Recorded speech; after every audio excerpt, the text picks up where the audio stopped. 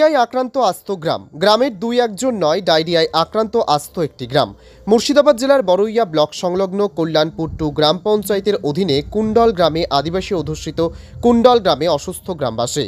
ডায়রিয়ায় আক্রান্ত আস্ত একটি গ্রাম, 30 জনেরও বেশি। কুণ্ডল গ্রামের আদিবাসী অধ্যুষিত অসুস্থ গ্রামবাসী। ডায়রিয়ার প্রকোপে ত্রাহি ত্রাহি রবে আতঙ্কিত এলাকার মানুষ। এর জেরেই গোটা গ্রামের কম বেশি অসুস্থ। তাদের মধ্যে 30 জনের বেশি কান্দি মহকুমা হাসপাতালে, Baharampur medical college, Birbhum Rampurhat medical কলেজে চিকিৎসাধীন। গ্রামবাসীদের দাবি, পানীয় জলের ব্যবস্থাই নেই। দীর্ঘ 5 বছর ধরে জার্মান প্রকল্প এবং টিউবওয়েলের বেশ কয়েকটি কল থাকলেও সেগুলি অচল। পানীয় জল আনতে হয় দূর থেকে। অপরিশ্রুত জল থেকেই এই রোগ ছড়িয়েছে প্রাথমিক ধারণা গ্রামবাসীদের। সোলার সিস্টেমের জলের ব্যবস্থা থাকলেও প্রায় দিনই খারাপ থাকে। স্থানীয় প্রশাসনকে বারংবার জানানো সত্ত্বেও মেলেনি সুরাহা। চিন্তায় গ্রামবাসীরা। অধিকাংশ আক্রান্ত হওয়ার আতঙ্ক ছড়াচ্ছে এলাকা জুড়ে। তবে বড়ইয়া প্রশাসনের পক্ষ থেকে খাবার জল, স্যানিটাইজ, ওআরএস দেওয়া হয়। বড়ইয়া বিএমওএইচ পরিবারগুলির স্বাস্থ্য পরীক্ষা করেন এবং স্বাস্থ্য সম্পর্কে সচেতন করেন। মূলত পুকুরের জল দূষিত হওয়ার কারণেই ডায়রিয়ায় সংক্রমণ ছড়িয়েছে বলে মনে করা হচ্ছে। কুণ্ডল গ্রামে আদিবাসী পাড়ায় 70 থেকে 80 জন পরিবার বসবাস করে। বেশিরভাগ বাড়িতে শৌচালয় নেই।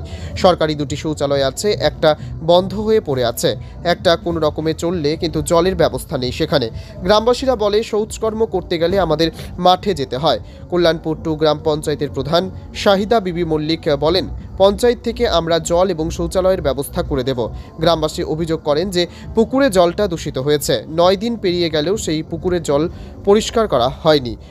ওই গ্রামের অনেকের সুস্থ হয়ে বাড়ি ফিরেছেন। আজ আরও একজন অসুস্থ হয়ে পড়ে তাকে কান্দি মহকুমা হাসপাতালেও ভর্তি করা হয়। এ বিষয়ে বিএমওএইচ, স্থানীয় গ্রাম পঞ্চায়েত প্রধান, গ্রামবাসীরা কে কি বলল শুনে নেওয়া যাক।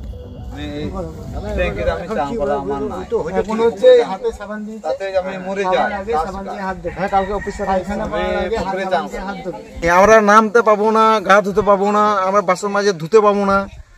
তাহলে আপনারা চেক করুন, দিয়ে দেখেন কি কোথা থেকে প্রবলেমটা আসছে। টেস্ট করুন যে পুকুর থেকে নোংরা আছে না ট্যাঙ্কি থেকে নোংরা আছে। তাহলে আপনারা এবার চেক করে দেখুন কোনটা নষ্ট আছে, কোনটা ভালো আছে। না চালু হয়নি, চালু নাই। কেউ বলছে আমার জায়গাতে আছে। আমি সেটা সরকারি পায়খানা মানে 2টো আছে, তার মানে একবারে বন্ধ করে দিয়েছে, আর একটা আমাদের চালু আছে।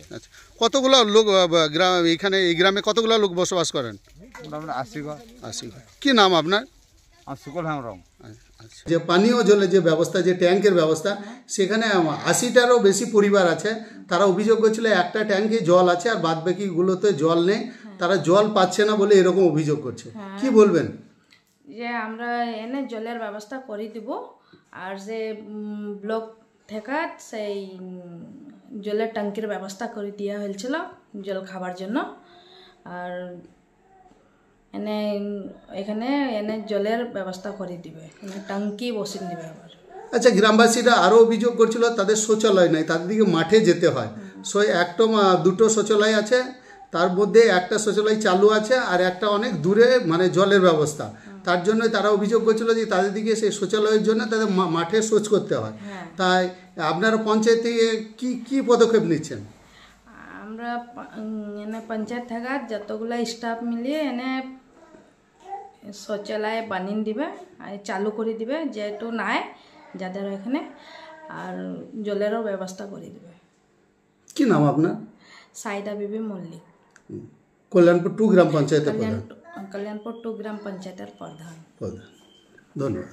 রবিবার থেকে, শনিবার রাত্রি থেকে, তো তারপরে যে দেখা গেল খাবার জল ফুটিয়ে খাওয়ার পরামর্শ, হাত ধুয়ে খাওয়ার পরামর্শ, আপনারা দেখলেন যে পোর্টেবল ওয়াটার সোর্স, বিশেষ করে পুকুরের জল ব্যবহার না করা, এই যে লোকাল হাইজিন মেনটেন করা, পার্সোনাল হাইজিন মেনটেন করে এটার জন্য পরামর্শ দেওয়া হয়েছে। এবং যারা অসুস্থ হচ্ছে তাদের জন্য আমরা গভর্নমেন্টের দিক থেকে স্ট্যান্ড বাই অ্যাম্বুলেন্স রাখা আছে, গাড়িও রাখা আছে, তাদেরকে বিভিন্ন হসপিটালে নিয়ে যাওয়া এবং যারা হাসপাতাল থেকে ফিরছে তাদের বাড়ি চেক আপ করা, এটা করা হচ্ছে। আর মানুষের মধ্যে সচেতনতার জন্যে আপনারা দেখবেন চারিদিকে বিভিন্ন রকম মেজার নেওয়া হয়েছে, কালকে মাইকিংও করা হয়েছে, এগুলো করা হচ্ছে। কিন্তু গতকাল থেকে প্রকোপ আজকে অনেকটাই কম। আজকে মাত্র 1 জন নতুন করে অ্যাফেক্টেড হয়েছে এবং গ্রামের মধ্যে এই মুহূর্তে ডায়রিয়ার প্রকোপ নেই। এখন আমরা নজরে রাখছি, পরিস্থিতি যেমন হবে সেরকম ব্যবস্থা নেওয়া।